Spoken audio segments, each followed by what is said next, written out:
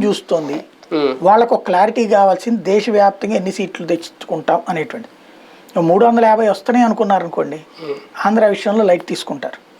లేదు 300 305 వస్తున్నాయి అనుకున్నారు అనుకోండి అప్పుడు ఆంధ్రాలో తెలుగుదేశంతో పొత్తు పెట్టుకుంటారు. అప్పుడు పవన్ కళ్యాణ్ అవసరం కూడా లేదు వాళ్ళకి. నిన్నటి సభ భారతీయ జనతా పార్టీకి ఉన్న 1-2% ఓట్ బ్యాంక్ కూడా థ్రెట్ తీసుకొస్తుంది సింగిల్ గా ఉంటే అని అన్నది అనిపించింది. అంత సీన్ ఏం లేదండి వాళ్ళకి గనక ఇది ఒంటరిగా పోటీ చేస్తే నాకున్న అవగాహన మేరకు అయితే 3-7% ఓట్లు కొడతారు. అందులో పార్లమెంట్ ఎలక్షన్స్ కూడా కలిపి జరుగుతున్నాయి. 3-7% మాక్సిమం పోతే 10% ఓట్లు వస్తాయి. ఎందుకంటే పవన్ కళ్యాణ్ కూడా అటు వెళ్ళిపోయాడు కాబట్టి. ఇప్పుడు జనసేన అభిమానులందరూ ఎర్రోళ్ళు అయిపోయి వెళ్ళి అక్కడ ఏం పోటీ కలిసిపోరు. అక్కడ ఆల్టర్నేటివ్ లేకపోతే అప్పుడు జగన్కి వేసిన ఆశ్చర్యపోనక్కల క్రిందసారి ఆల్టర్నేటివ్ లేకపోతే ఏం చేశారు బీజేపీ వాళ్ళు జనసేన వాళ్ళు జగన్కి వేశారు.